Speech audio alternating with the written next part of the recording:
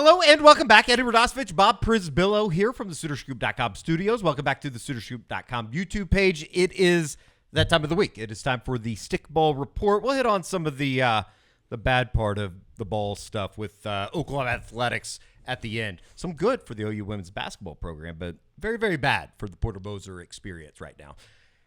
Let's stick with the good, though. Oklahoma softball headed into the final weekend of the regular season, Bob, and it's here. I mean, it's finally here. Bedlam weekend down at Love's Field. Oklahoma coming off of a sweep over the weekend. Final road trip of the year. Just kind of overall, your thoughts on everything that went down in Orlando. It seemed like just box score watching, pretty successful weekend. Nice weekend, and another weekend where Patty Gasso is adamant that it feels like they're rounding into form again. But once again, we'll find out for real. We'll find out for real this weekend. You go back to when they lost 2 or 3 against Texas. It's like, okay, now you've got BYU, Houston, and Central Florida. You're supposed to dominate all 9 of those games. You go 8-1. Like, no one really blinks. It's like, what are you going to do in Bedlam? That's your next test. Here it comes. Oklahoma State, and what we'll really learn this weekend, is there a switch that they can flip and all of a sudden look like the dominant team of 2023, or is there no switch? And frankly, it's just going to be a grind and a struggle throughout the next month. Let's set it up for everybody out there in terms of Big 12 standings entering the final weekend of the regular season. Oklahoma and Oklahoma State, they're up on a game over Texas, 2 games over Oklahoma State going into this weekend, which obviously makes for storylines aplenty with Kelly Maxwell facing off against her former team.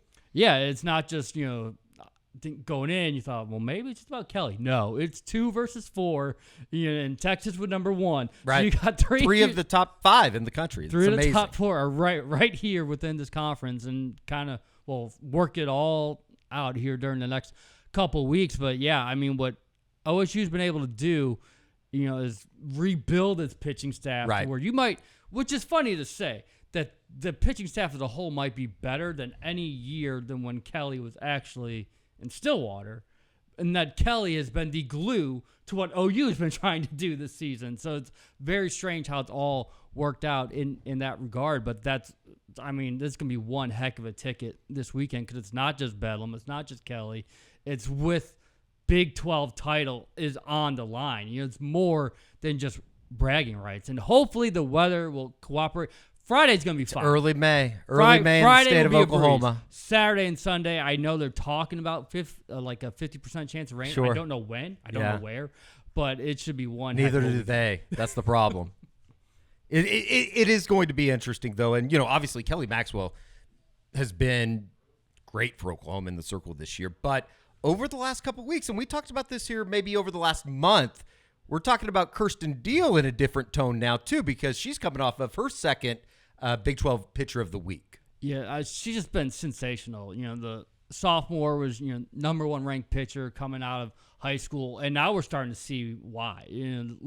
Limited action as a true freshman, so you're trying to gauge, okay, how good can she really be? And now we're seeing it. And again, that goes back from when Patty kind of challenged the team after the Texas, after the BYU loss. And it's like Kirsten Deal took it personal. It's like, oh, she's challenging me to be better than I've ever been. And she just has. And especially when she starts. And it was interesting to see the rotation change with Kirsten Deal going Saturday instead of Nicole May. Will Patty stick with that the rest of the way, with Kelly and Kirsten being lefty to start a weekend? Would be very intriguing to watch. But Deal is just, you hate to just say dealing, but that's what she's been. And she's so efficient. I mean, she can go 7 innings and barely hit 80 or 90 pitches. She's just in a certain sort of rhythm right now that you hope can continue rest of the way. It would seem from the outside looking in, obviously you feel really good about Kelly Maxwell. You feel really good about Kirsten Deal, but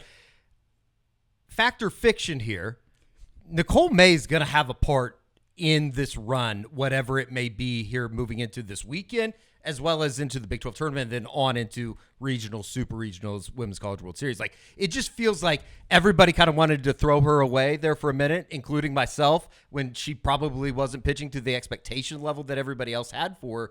It just feels like if this team's going to win another national title, a 4th consecutive national title, Nicole May's going to have to play a part in that somehow. And that's why you get disturbed by what happened Sunday. I mean, so OU comes off a 2-1 win on Saturday where Deal is impressive. And the Sooners have 2 hits as a team. That simply does not happen. So they brought the bat Sunday, and it turns out they needed to because May didn't have her best stuff. OU hits 5 home runs, wins 11-7. And Nicole May was a great teammate after being lifted. You could always hear cheering on all those home runs. But so the answer is fact.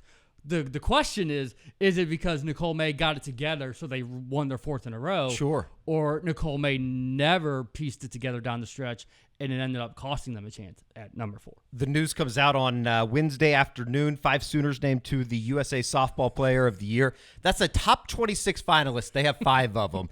Alyssa Brito, Jada Coleman, Kinsey Hansen, Tiare Jennings, Kelly Maxwell, all 5 of them. And, as we start talking about this stretch run here where you now come back, you need to, I was telling Ryan Chapman this morning, you and Ryan are probably going to just need to put a bunk bed somewhere in between Hall of Fame Stadium and Love's Field because Oklahoma has no more. They will not leave the state of Oklahoma from here on out. Yeah, and that's a feeling that they've grown accustomed with. Sure. This isn't the first time that this has happened, but it is something for that senior class. And you mentioned, 5 of the top 26. It's those seniors. Do they have one more next level in them? They've been challenged so much in their 4 years, and they've risen to every single challenge. And it was like, what more can you do? Can you top it next year? And then you do. And then can you top it this following year? And you get the winning streak and 61-1. Now it's like, can you do 4 in a row? If you're Jada and Tiare, can you go all 4 years of your entire career and know nothing but a national championship? And how do you stay motivated, not get complacent? Sure. And, we're going to find out what's left in the tank for all of them who've been doing this for so long. What's left for them to still try to prove, maybe to themselves more than anything else, that they can do it one more time. Patty Gasso's been doing it for a long time as well. Over 1,500 victories now with the 3 wins in Orlando. Just 3 coaches that have been able to do that with Carol Hutchins up at Michigan and then Mike Andrea at Arizona. In terms of going into this weekend, I think it's probably obvious you want to win another conference title. I think that nobody would give you pushback on that. I think it is important, though, to avoid that 2-3 game next week in the Big 12 tournament, right? Absolutely, and I'm glad we went there because between Texas, OSU, OU, 2 of them are going to have to go through the back-to-back gauntlet. Yeah. And, I'm sorry if it feels like discrediting Central Florida or Kansas or it worked itself out in the last month where the 3 best rose to the top and 2's going to have to play 3. And that's what it's not just bragging rights of having the regular season championship. It's making next week at Hall of Fame Stadium a heck of a lot easier for yourself to be able to, go, whatever Thursday looks like and then Friday and then maybe everyone's beat up by Friday, and you just pick up, the scraps of what's left of that team Saturday in the championship. Are you expecting Love's Field this weekend to be about to the level of maybe what I saw that first weekend for the Sooner Softball Invitational? There's no doubt about it, and they've mentioned because of the overhang and things like that, it actually sounds louder than Hall of Fame Stadium. Yeah. I would agree with that. Now that we've gone through the Baylor and the Tulsa games at Hall of Fame Stadium again, compared it to Love's Field, they got it. They'll hit 5,000. I don't know how, because clearly you're not supposed to. But there's no way. A lot of standing room only. That type of stuff. There'll be a lot of standing room only. You won't have an inch to breathe. But that's the type of environment that usually this team has thrived in. It's something that Patty has mentioned, we play at our best when the lights are on the most. And I also think, Love's Field has just become a destination. I actually asked her about that. If you go to Love's and then go to your concession stand or something, you're going to see football players. I know that for basketball, every part of an official visit has included watching part of the softball game. We're going to Love's Field. It's a destination. It's not just, to watch the softball team, but it is an event. It has taken over as one of the premier things to do at the university. It seems like that is exactly why you build something like that, to get people in and be able to use it at your disposal for all sports, I don't know, kind of celebrate what Oklahoma's been able to accomplish in that sport. It's going to be fun. I think it's going to be a very interesting weekend in terms of, OU, Texas, OSU, they're all going to be a top 8 seed. You're looking at a super regional, yep. all that kind of stuff. But it does feel like when you get to this time of the year, the cream usually rises to the top. It's going to be interesting to see kind of how all this plays out over the course of the weekend. Offensively, seems like they scored a bunch of runs down in Orlando. I know that, obviously Central Florida, what they have in the circle versus what you're about to see over the next couple weeks, probably drastically different. But it does seem like the bats are starting to wake up a little bit at the right time. Yeah, and that's what we'll find out again with this weekend. What's fun about Cowgirls? No weaknesses. Like, there's not like, oh, well, this team can hit, but they can't pitch, or they can pitch, but they can't hit. OSU can do it all. So if the timely hitting has truly turned the corner, this is the weekend where it shows out. Like, even in Central Florida, you could have a miss in this inning or that inning. It's not going to hurt you. It didn't hurt you. Now, if you start leaving those runners on base like they did throughout, the Texas series and BYU and a little bit Houston, it will catch up with you. So I'm truly pumped up about this 3-game set that is coming to close out the conference play. And the type of, platform that these two teams deserve coming up this weekend with 3 national broadcasts, which is kind of interesting. So if you're headed down to Love's Field this weekend, make sure you make note of it. I'm sure that all of the schedules and stuff that have been updated online, Soonersports.com, all that kind of stuff. But series opener coming up on Friday at 6:30. That's going to be an FS1 operation on ESPN at noon on Saturday. So maybe early enough to where you miss some of the weather later on in the afternoon. That's the hope Saturday for sure. And then the regular season finale coming up on Sunday, 3 o'clock. That's on ESPN2 for the Bedlam softball experience. It's going to be a lot of fun coming up this weekend and moving forward, because I think that this is the time of the year where even the amateur OU softball watcher that is used to watching them at the Women's College World Series, all that kind of stuff, you go, okay, yeah, these are games that are meaningful. It's time to kind of ramp it up. That's the start of May for just about all of these sports, especially on the diamond. On the baseball side of things, I know we'll talk about Tuesday night, but I have to go to the end of Sunday night. Please. It's please wild. It's wild. So here's the thing. And, Saturday with the severe weather within the state of Oklahoma, you knew it was going to be a problem. You knew that at some point, even going into the weekend, you were like, it's going to hit you at some point. They end up postponing the game until Sunday, which is fine. Yep. Texas, ironically enough, had drove in from Austin. They didn't fly. So there was no... Not real sure why there was no drop-dead time. Drop-dead. But that was one of the reasons. They were going to be busing back to Austin. I don't know why you start a doubleheader at 1 o'clock.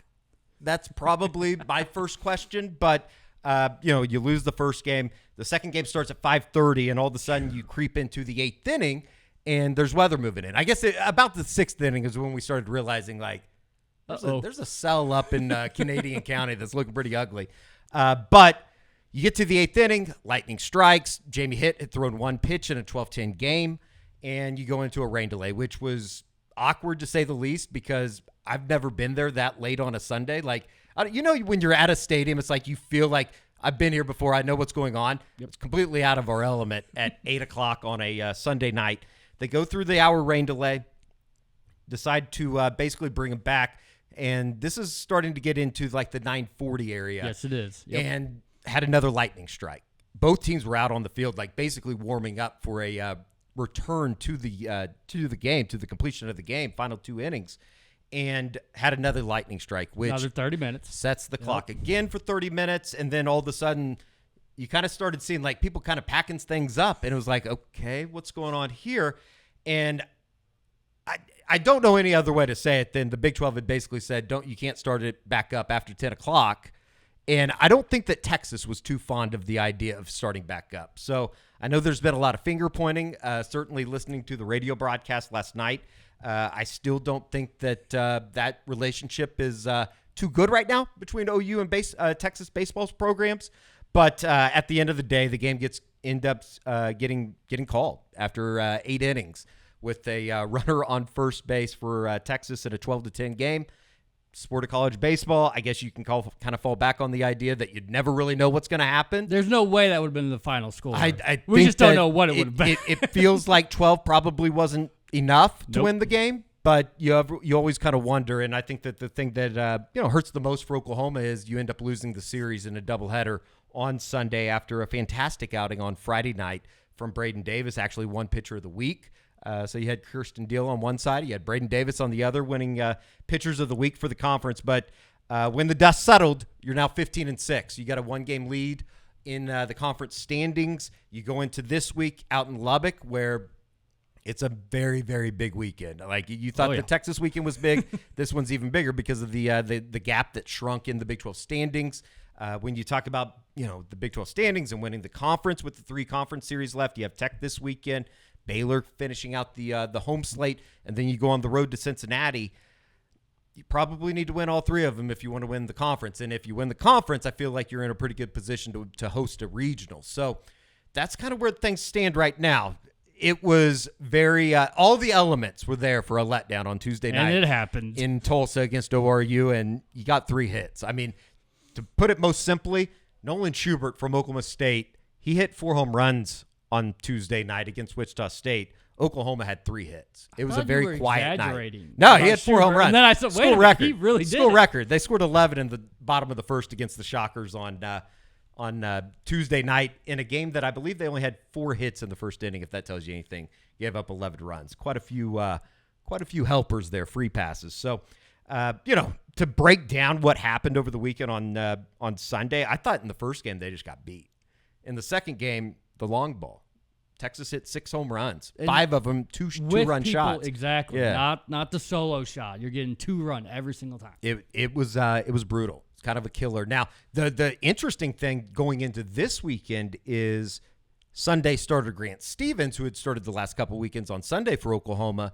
He threw 2 innings last night in Tulsa against Oral Roberts. So I think what you're going to see is you're going to see Brendan Gurton back into the rotation on the back end on Sunday, previously having started on Saturday. He's looked better in appearances out of the bullpen here over the course of the last couple weeks. I think that's a positive if you can get him to throw. I think a little bit more of a power arm compared to more of a controlled guy, finesse guy in Grant Stevens. So that's a positive. Offensively, not too worried about it.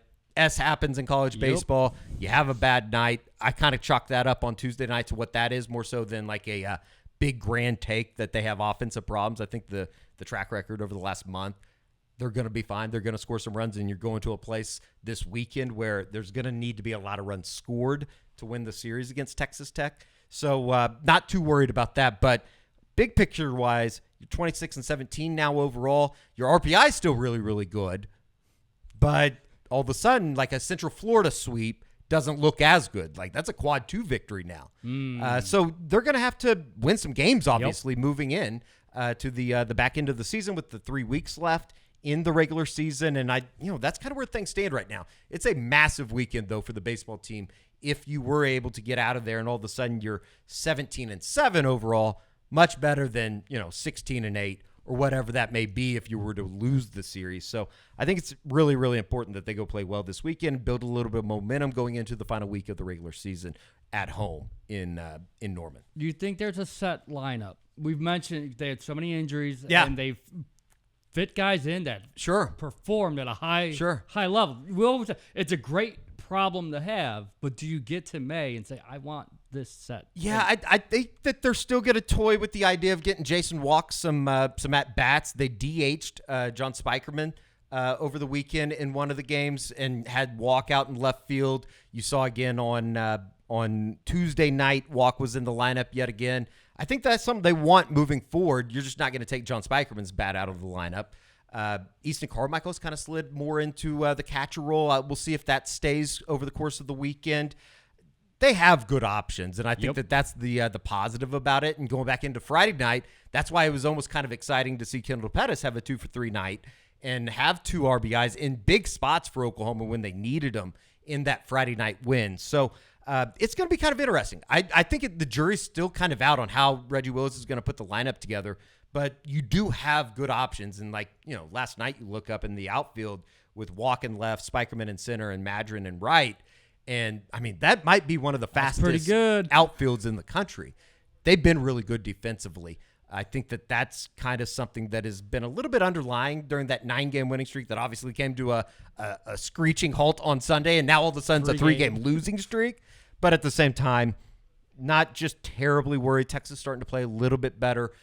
They have a big series themselves this weekend if you're going to be scoreboard watching, with Oklahoma State going down to Austin.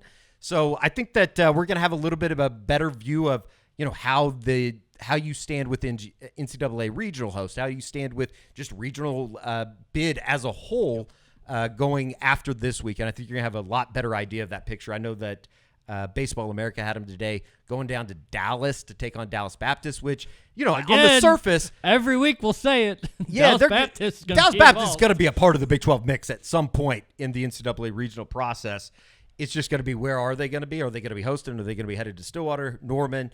It is interesting to me, though, that I almost in a way think that, for instance, Oklahoma State was hosting today in Baseball America, but they had Florida coming in, who has kind of struggled in the SEC play, who was in the top, I believe, 5 at the beginning of the season. So, would you rather have that set up, or would you rather go to a Dallas Baptist where you haven't had the best success against them in the midweek?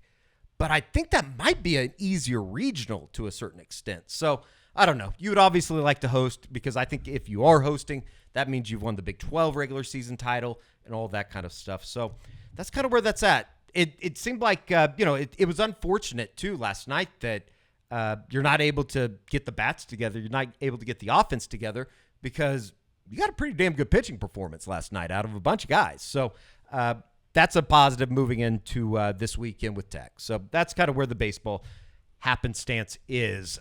Real quick, I know that this isn't the most popular subject right now, certainly on the Crimson Corner, certainly on the social medias, but OU basketball, I don't know, man.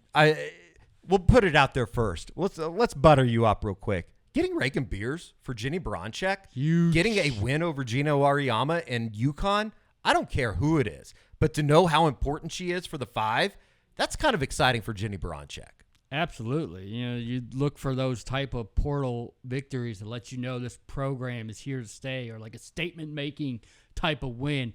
That's absolutely what Beers will be for Jenny. And you think about all the pieces that are coming back. Sure. And you add that, and Liz Scott. Right. You're allowed to get excited. It seems like next year's kind of that year that everybody's been building towards, that this team is a very serious, not just Big 12 contender, but a contender to at least get into that second weekend, into that conversation. And now you're entering the SEC, where it's obviously going to be important when you look at South Carolina, LSU, Tennessee, whatever they're going to do. Just some of the, I guess, the bluest of bloods, if you will, in women's college basketball. All right, back to the bad. I find it embarrassing where the state of the program is right now, and I think that we kind of harken back to what we talked about right when the portal began. You had great opportunity with a number of guys that just happened to have some type of relationship back into the state. You strike out on Kevin Overton, he's headed to Tech. You strike out on Sean Padula, he's headed to Ole Miss.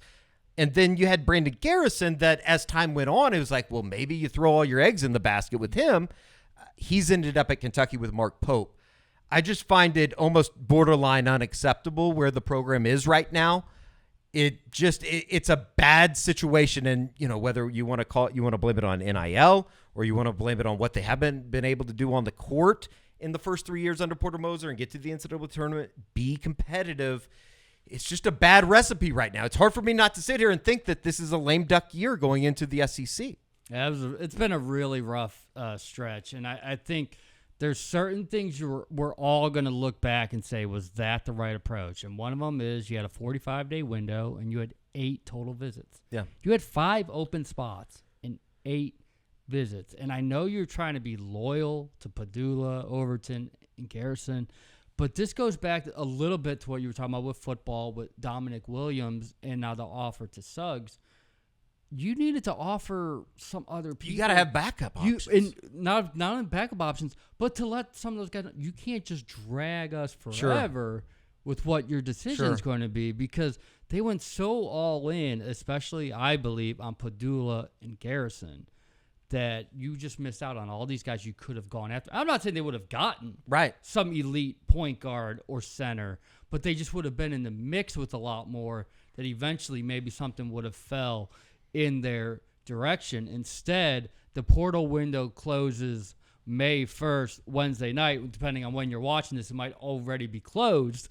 And now now let's get real here. There are like 1,800 people still alive in the portal. It's amazing. There's no doubt about it. But what the last 45 days have probably shown to a lot of OU fans is, why should I have any confidence that Porter Moser can win a legitimate battle that would help the team? Not just a placeholder, not just something that brings depth, but was like, oh, yeah, that's awesome. I can be excited that he's now part of this team. It's a very uncomfortable position to be in. And I think that when you look at, kind of what next year was going to be for Porter Moser, it was going to be a big year just in terms of, you got to put a competitive product on the floor. You got to make the NCAA tournament. Like, it's an absolute must that you make the NCAA tournament. You can't go 4 years at Oklahoma without making the tournament. It just seems like it's a tough sell right now. And I know that they're working a little bit uphill in terms of trying to get guys to buy into the program, particularly guys, as an example, like a Sean Padula, that this is going to be his final run in college. Do you not want to make the NCAA tournament? Do you not want to be on a team that is going to go through the doldrums of a new conference? All that kind of stuff.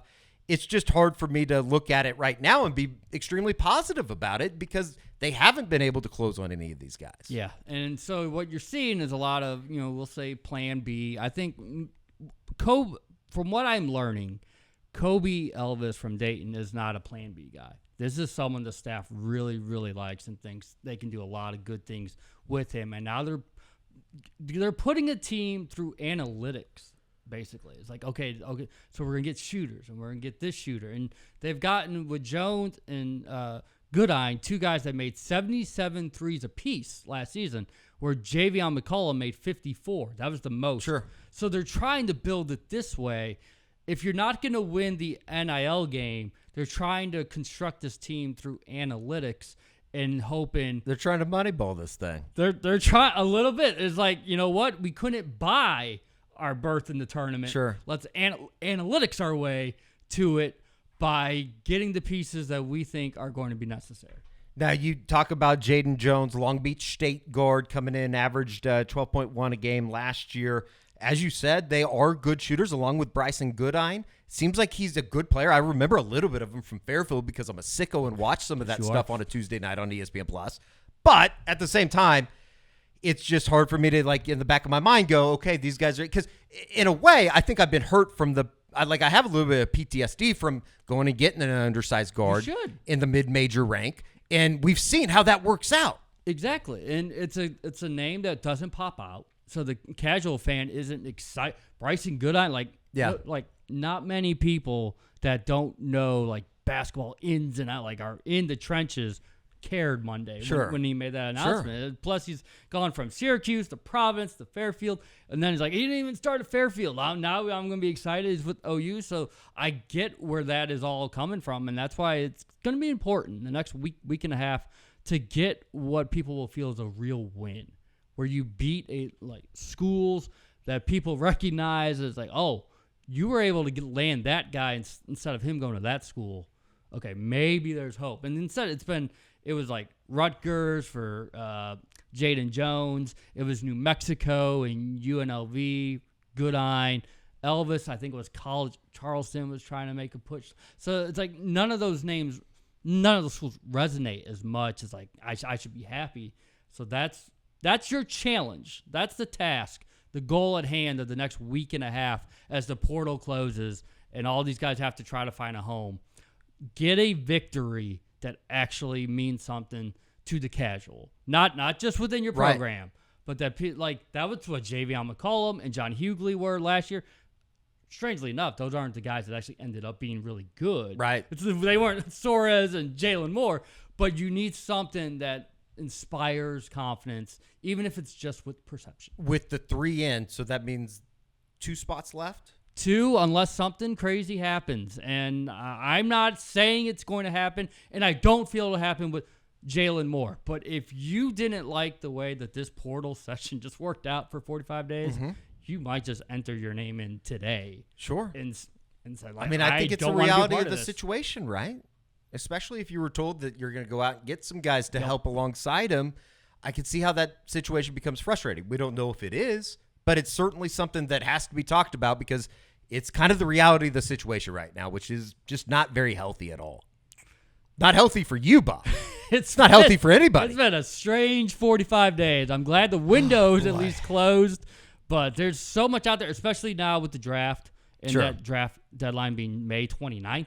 So I think you're going to see like another cycle through. You know, guys are being told, no, it's probably best you go back to college. Yeah. You can probably make more money, too. Sure. Going back to college. And all these guys that now, like, do you just keep a roster spot open just for you never know who might decide to come back from the draft and needs a home?